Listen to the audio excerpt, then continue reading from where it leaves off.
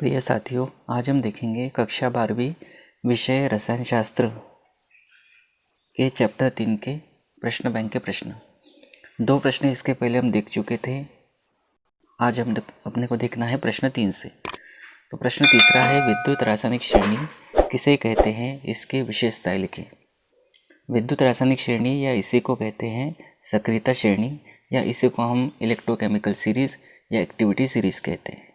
अब ये होती क्या है, तो तत्वों को उनके मानक अपचयन विभव या मानक इलेक्ट्रोड विभव, जिसको कहते हैं E0, तत्वों को उनके मानक अपचयन विभव के बढ़ते क्रम में रखने पर, यानी E0 के बढ़ते क्रम में रखने पर एक श्रेणी प्राप्त होती है, जिसे विद्युत रासायनिक श्रेणी कहते हैं। तो ये सिंपली विद्युत रासायनिक श्रेणी की परिभाषा है। उसके बाद इसमें इसकी विशेषताएं अपने को देना है। तो इसकी क्या क्या विशेषता होती है वो देख लेते हैं। पहली विशेषता है, विद्युत रासायनिक श्रेणी में लिथियम सबसे ऊपर है। विद्युत रासायनिक श्रेणी जो बनी है उसमें सबसे ऊपर है लिथियम और सबसे नीचे है फ्लोरीन। तो लिथियम सबसे ऊपर है, ये क्या दर्शाता है? ये दर्शाता है कि लिथियम की इलेक्ट्रॉन त्याग कर धनायन बनाने की प्रवृत्ति सबसे अधिक है। तो लिथियम इलेक्ट्रॉन त्याग कर धनायन बना सकता है, इसकी इलेक्ट्रॉन त्याग कर धनायन बनाने की प्रवृत्ति सबसे अधिक है। मतलब इसका होता है ऑक्सीकरण, क्योंकि इलेक्ट्रॉन त्यागता है, और इसका जब ऑक्सीकरण होगा तो ये अपचायक होगा। इसलिए कहा जाता है कि लिथियम सबसे प्रबल अपचायक तत्व होता है। तो दूसरी बात यह है कि विद्युत रासायनिक श्रेणी में फ्लोरीन का संकेत F होता है, इसको F2 के रूप में लिखते हैं, सबसे नीचे है, जो यह दर्शाता है कि F2 के इलेक्ट्रॉन ग्रहण कर ऋणायन बनाने की प्रवृत्ति सबसे अधिक है। ये सेकंड पॉइंट है। अच्छा, यहाँ पर फ्लोरीन जो है इलेक्ट्रॉन ग्रहण करेगा, और ग्रहण करेगा तो इसका होगा अपचयन, और इसका अपचयन होने के कारण ये होगा ऑक्सीकारक। इसीलिए सबसे प्रबल ऑक्सीकारक तत्व माना जाता है फ्लोरीन को। तीसरी बात हमने लिखी है, विद्युत रासायनिक श्रेणी में लिथियम प्रबल अपचायक जबकि फ्लोरीन प्रबल ऑक्सीकारक है। चौथी बात है, विद्युत रासायनिक श्रेणी में ऊपर से नीचे आने पर ऑक्सीकारक क्षमता बढ़ती है। विद्युत रासायनिक श्रेणी में ऊपर से नीचे आने पर ऑक्सीकारक क्षमता बढ़ती है, क्योंकि आप जानते हैं विद्युत रासायनिक श्रेणी में सबसे ऊपर है लिथियम जो कि प्रबल अपचायक है, और सबसे नीचे है फ्लोरीन जो कि प्रबल ऑक्सीकारक है। तो ऊपर से नीचे जब आप आएंगे तो ऑक्सीकारक क्षमता बढ़ेगी। इसमें एक पॉइंट और आप जोड़ सकते हैं, विद्युत रासायनिक श्रेणी में नीचे से ऊपर जाने पर तो एक पॉइंट बन सकता है, अपचायक क्षमता बढ़ती है। ऊपर से नीचे आते तो ऑक्सीकारक क्षमता बढ़ती है, और नीचे से ऊपर जब जाते हैं तो अपचायक क्षमता बढ़ती है, क्योंकि ऊपर है अपचायक और नीचे है ऑक्सीकारक। एक पॉइंट हमने और लिया इसमें, विद्युत रासायनिक श्रेणी में जो धातुएं हाइड्रोजन से ऊपर होती हैं, विद्युत रासायनिक श्रेणी में जो धातुएं हाइड्रोजन से ऊपर है, विद्युत रासायनिक श्रेणी को अगर आप साथ में लेकर बैठोगे तो ये बातें जो है ना बहुत जल्दी समझ में आएगी। तो अब विद्युत रासायनिक श्रेणी में जब हाइड्रोजन को देखोगे तो हाइड्रोजन के ऊपर जितनी भी धातुएं होंगी, जैसे लिथियम होती है, पोटेशियम होती है, और भी धातुएं होती है, कैल्शियम होती है, तो ये जब अम्लों से क्रिया करती है तो हाइड्रोजन गैस उत्पन्न करती है।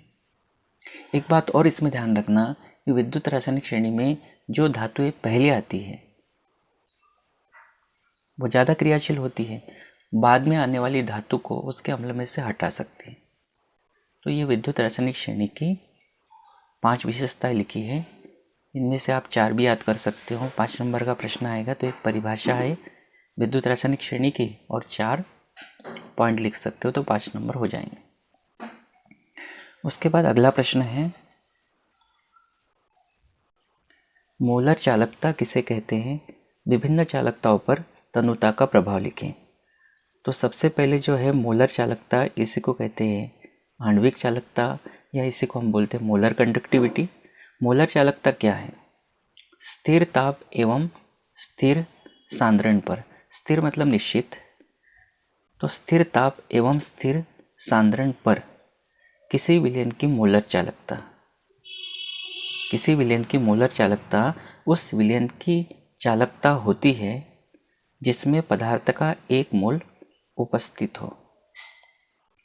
यानी ऐसा विलयन जिसमें पदार्थ का 1 मोल उपस्थित हो और ताप और सांद्रण अगर निश्चित हो, फिक्स हो, तब उस विलयन की चालकता को हम कहते हैं मोलर चालकता। ठीक है, इसमें ताप और सांद्रण फिक्स होना चाहिए। अगर आप ताप घटाते बढ़ाते हैं या सांद्रण घटाते बढ़ाते हैं, जैसे मान लीजिए अगर आपने ताप बढ़ा दिया तो आयन फटाफट बनेंगे, और सांद्रण अगर बढ़ा दिया तो आयनों की संख्या बढ़ेगी। तो फिक्स इस पे काम करना है। ताप और सांद्रण कैसा होना चाहिए? स्थिर होना चाहिए या निश्चित होना चाहिए। और इसका संकेत है लैम्ब्डा एम सी। एम मतलब मोलर, सी मतलब कंडक्टिविटी से दर्शाते हैं। अब है विभिन्न चालकताओं पर तनुता का प्रभाव। हमारे पास 3 तरह की चालकता है। एक तो है मोलर चालकता, एक है तुल्यांकी चालकता और एक है विशिष्ट चालकता। तो इन तीनों चालकताओं पर हमको तनुता का प्रभाव देखना है। तनुता का प्रभाव मतलब अगर हम किसी विलयन को बनाते हैं और अगर उसको तनु करते हैं तब विशिष्ट चालकता पर क्या प्रभाव पड़ता है, मोलर चालकता पर क्या प्रभाव पड़ता है और तुल्यांकी चालकता पर क्या प्रभाव पड़ता है। तो सबसे पहले हम देख लेते हैं विशिष्ट चालकता पर क्या प्रभाव पड़ता है। तो तनुता जब बढ़ाते हैं, जब हम किसी विलयन को तनु करते हैं, पतला करते हैं, तनुता बढ़ाते हैं, तो तनुता में वृद्धि से विशिष्ट चालकता का मान कम हो जाता है। इसका कारण क्या है? विशिष्ट चालकता जो होती है वो 1 घन सेंटीमीटर विलयन में उपस्थित आयनों की चालकता होती है। अब अगर मान लीजिए आपके पास कोई घनाकार पात्र है और अगर आपने उसमें कोई विलयन बना के रखा है तो उसमें आयन होंगे, लेकिन जब आप उस विलयन को तनु करोगे तो तनुता बढ़ाने से टोटल आयनों की संख्या तो बढ़ेगी, लेकिन 1 घन सेंटीमीटर यानी जिसकी लंबाई चौड़ाई ऊंचाई 1 हो, ऐसे स्थान पर आयनों की संख्या घट जाएगी क्योंकि आयन दूर चले जाएंगे। तो इसीलिए तनुता बढ़ाते हैं तो तनुता बढ़ाने से विशिष्ट चालकता का मान कम होता है। क्यों कम होता है? क्योंकि 1 घन सेंटीमीटर में उपस्थित 1 घन सेंटीमीटर विलयन में उपस्थित आयनों की चालकता होती है और 1 घन सेंटीमीटर विलयन में आयनों की संख्या कम होती है। इसीलिए तनुता बढ़ाने से विशिष्ट चालकता का मान कम होता है। जबकि तुल्यांकी चालकता और मोलर चालकता, तुल्यांकी चालकता मतलब lambda eq C, equivalent conductivity, और मोलर चालकता lambda M C, molar conductivity, दोनों के फार्मूले सेम हैं। दोनों के फार्मूले सेम है, कप्पा इंटू वी। ये ग्रीक अक्षर है कप्पा, या इसको केपा भी कहते हैं। तो कप्पा इंटू वी और कप्पा इंटू वी। लेकिन यहाँ जो वॉल्यूम है, अगर हम तुल्यांकी के लिए बात करें तो नॉर्मलता के रूप में लेंगे 1000 अपॉन एन, और मोलर चालकता है तो मोलरता के रूप में लेंगे 1000 अपॉन एम। ये 1000 अपॉन एन और ये 1000 अपॉन एम। तो दोनों के फार्मूले सेम हैं। ये नॉर्मलता के लिए है और ये मोलरता के लिए। अब दोनों को अगर आप देखोगे तो ये जो कप्पा है इसको कहते हैं विशिष्ट चालकता। ठीक है, तो अगर देखा जाए तो दोनों में तुल्यांकी चालकता और मोलर चालकता दोनों में कप्पा आ रहा है, दोनों में कप्पा आ रहा है। और अभी हमने पढ़ा था कि विलयन को तनु करते हैं तो विशिष्ट चालकता घटती है। लेकिन यहाँ केवल विशिष्ट चालकता नहीं है, यहाँ विशिष्ट चालकता होने के साथ साथ आयतन भी है। तो यह तो बात पक्की है कि तनुता बढ़ाएंगे तो विशिष्ट चालकता का मान कम होगा, लेकिन तनुता बढ़ाएंगे तो आयतन में तो वृद्धि होगी। एक कम हो रहा है और एक बढ़ रहा है, आयतन बढ़ेगा, लेकिन कम होने की तुलना में आयतन ज़्यादा होगा, आयतन ज़्यादा बढ़ेगा, इसलिए ओवरऑल अगर इनका रिजल्ट देखेंगे ना तो अधिक आएगा। तो इससे हम ये अंदाज़ा लगा सकते हैं, ये बता सकते हैं कि कप्पा के मान में कमी तो हो रही है, लेकिन उसकी अपेक्षा आयतन के मान में वृद्धि बहुत अधिक होती है। और दोनों का संयुक्त प्रभाव यह होता है कि तनुता बढ़ाने से तुल्यांकी चालकता का मान भी बढ़ता है और मोलर चालकता का मान भी बढ़ता है। तो ओवरऑल अगर हम देखें तो तनुता बढ़ाने पर विशिष्ट चालकता का मान घटता है, लेकिन तुल्यांकी चालकता और मोलर चालकता के मान बढ़ते हैं। अगला प्रश्न है, विशिष्ट चालकता एवं सेल स्थिरांक क्या है एवं इनके मध्य क्या संबंध है। तो विशिष्ट चालकता, जिसका संकेत है कप्पा या इसको केपा कहते हैं, विशिष्ट चालकता जो है ये विशिष्ट प्रतिरोध का उल्टा होता है। विशिष्ट प्रतिरोध के व्युत्क्रम को विशिष्ट चालकता कहते हैं, इसे कप्पा से प्रदर्शित करते हैं। तो इस तरह से परिभाषा के आधार पर विशिष्ट चालकता कप्पा बराबर 1 विशिष्ट प्रतिरोध रो। ठीक है, विशिष्ट प्रतिरोध के व्युत्क्रम को विशिष्ट चालकता कहते हैं। तो ये विशिष्ट चालकता हो गई। उसके बाद है सेल स्थिरांक। सेल स्थिरांक जो है, अगर कोई चालकता सेल है, चालकता सेल का मतलब ये है कि एक पात्र में विद्युत अपघट्य का विलयन होगा और उसमें 2 इलेक्ट्रोड लगे होंगे। तो इस तरह की व्यवस्था जो है उसको चालकता सेल कहते हैं।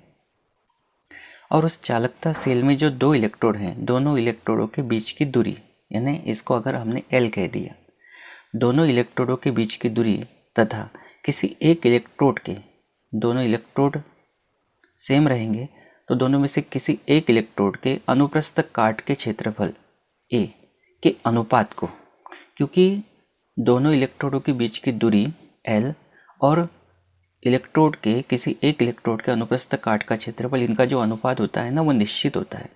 तो इन्हीं अनुपात के निश्चित होने के कारण इसको स्थिरांक कहते हैं। और ये सेल में हम परिभाषा दे रहे हैं, इसलिए इसको कहते हैं सेल स्थिरांक, और इसे x से प्रदर्शित करते हैं।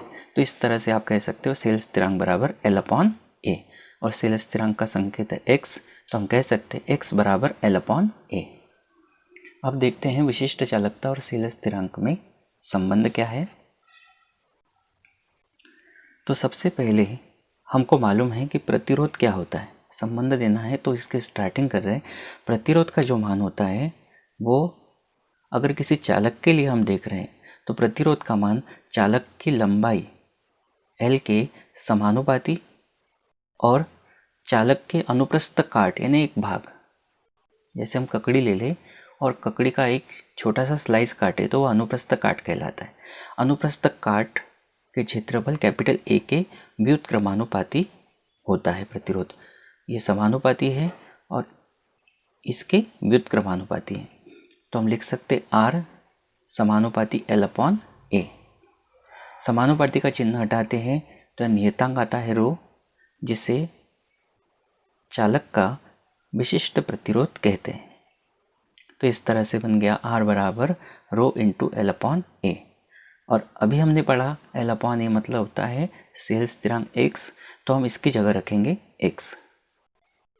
अब रो का पक्षांतरण अगर इधर करेंगे तो ये होगा 1/रो, और r का पक्षांतरण अगर इधर करेंगे तो ये होगा 1/r, और x जैसा का वैसा।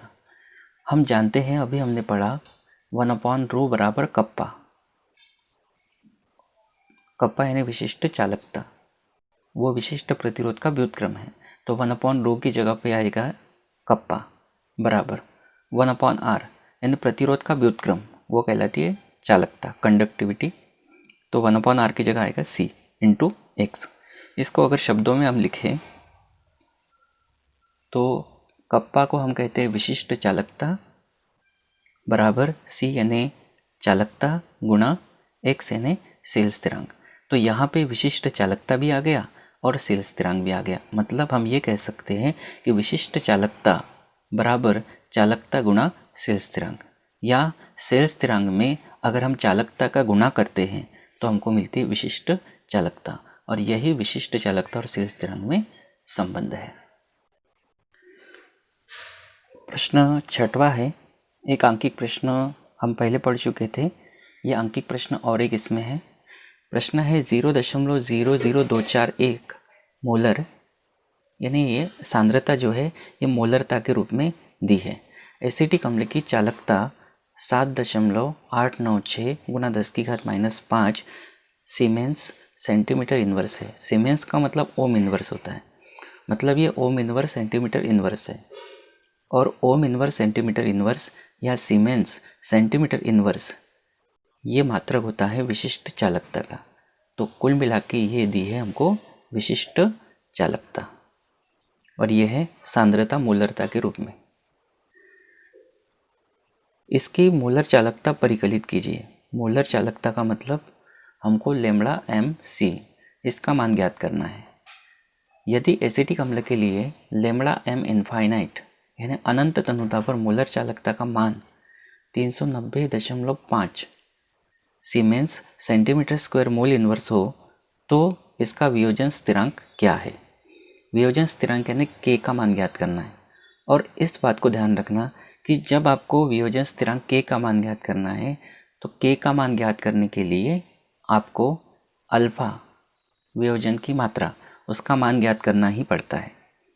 तो क्या क्या दिया है, एक तो दी है मोलरता, सांद्रता जो है मोलरता के रूप में दी है इतनी, विशिष्ट चालकता कप्पा का मान ये दिया है, लेम्डा एम इनफाइनाइट इतना दिया है, और दो बातें पूछी है। क्या क्या, एक तो मोलर चालकता लेम्डा एम सी और एक वियोजन स्थिरांक यानी के, इसका मान पूछा है। तो सबसे पहले हम मोलर चालकता लेम्डा एम सी का मान निकालते हैं।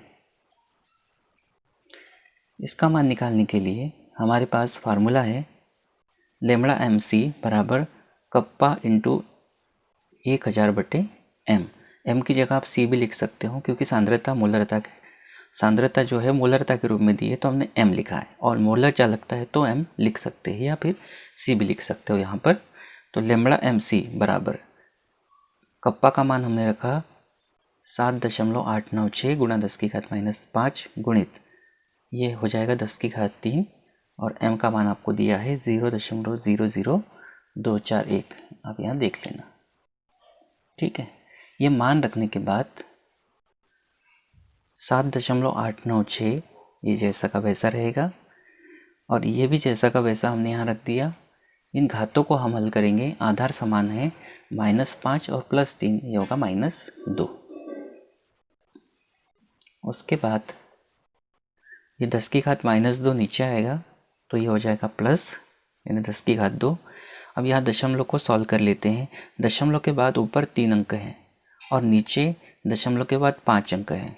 दशमलव के बाद ऊपर 2 अंकों की कमी है तो ऊपर 2 ज़ीरो लगा दो और सारे दशमलव गायब कर देंगे। और दशमलव हटाने के बाद ये ज़ीरो का कोई मतलब नहीं रह जाता, इसलिए यहाँ पे नहीं लिखा है। फिर ये 10⁻2 मतलब ये 100 हो जाएगा। एक्स्ट्रा इसमें स्टेप बढ़ गई एक, 2 ज़ीरो से 2 ज़ीरो कैंसिल होगा तो बचेगा 7896/241। जब हम इसमें इसका भाग देंगे तो लेम्डा एम सी का मान आएगा 32.76, और इसका मात्रक होता है siemens centimetre square mole inverse. मात्रक आपको याद रखना है, ठीक है। अब लेम्डा एम सी का मान निकल गया। अब हमको निकालना है वियोजन की मात्रा, क्योंकि वियोजन स्थिरांक तभी निकलेगा जब आप निकालोगे वियोजन की मात्रा। तो वियोजन की मात्रा निकालने का फार्मूला ये है अल्फा बराबर lambda M C upon lambda M infinite. Lambda M C का मान अभी हमने निकाला है 32.76, और लेम्डा एम इनफाइनाइट का मान प्रश्न में ही दिया है 390.5। दशमलव को सॉल्व करेंगे। दशमलव के बाद ऊपर 2 अंक है, नीचे 1 अंक है। नीचे दशमलव के बाद 1 अंक की कमी दिख रही है तो सारे दशमलव हटा के नीचे 1 ज़ीरो बढ़ा देंगे, और जब ऊपर की संख्या में नीचे की संख्या का भाग देंगे तो अल्फ़ा का मान आएगा लगभग 0.084। अब अल्फ़ा आ जाने से हम वियोजन स्थिरांक k का मान ज्ञात कर सकते हैं, और उसका सूत्र क्या होता है, k बराबर c alpha square upon 1 - alpha. तो ये फार्मूला है जैसा कि मैंने आपको बताया। अब सांद्रता हमको मोलरता के रूप में दी है, तो सांद्रता का जो मान है हम मोलरता वाला रखेंगे 0.00241 गुणा अल्फ़ा का मान अभी हमने लाए 0.084 उसका स्क्वायर अपॉन 1 माइनस अल्फ़ा का मान 0.084। ये जैसा का वैसा रखेंगे, इसका वर्ग करेंगे यानी 2 बार गुणा करेंगे तो ये आएगा 0.007056 और बटे में 1 में से इतना घटाएंगे तो आएगा 0.916। अब इन दोनों का गुणा करेंगे तो ये आएगा 1.7 गुणा 10 की घात -5। इसको अब सॉल्व करके देखना। और अपॉन में है 0.916। 10 की घात -5 हम जैसा का वैसा रखते हैं और 1.7 में जब हम 0.916 का भाग देंगे तो ये मान लगभग आएगा 1.85। तो इस तरह से वियोजन स्थिरांक k का मान आ जाएगा 1.85 गुणा 10 की घात -5। तो इस तरह से चैप्टर 3 के अब सारे प्रश्न बैंक के क्वेश्चन यहाँ पे हो गए समाप्त। तो उम्मीद करता हूँ आपको ये वीडियो अच्छा लगा होगा। इसको आप ज़्यादा से ज़्यादा लाइक शेयर करना, कमेंट करना और जिनको ज़रूरत है उन तक इस वीडियो को ज़रूर पहुँचाना। बाकी अगला चैप्टर हम देखेंगे अगले वीडियो में। Thank you.